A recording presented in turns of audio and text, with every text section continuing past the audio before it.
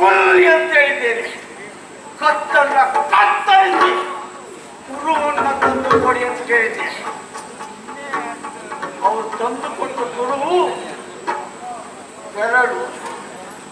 ಬ್ರಾಹ್ಮಣರು ಹೇಳಿದ್ದು ಅವನಿಗೆ ಅನಿಷ್ಟವಾದ 6ನೇ ಬೆರಳು ದೂರವಾದ್ರೆ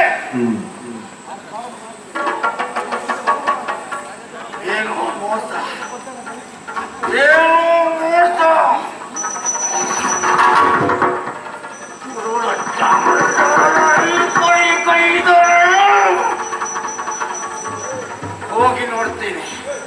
ಹೋಗಿ ನೋಡ್ತೇನೆ.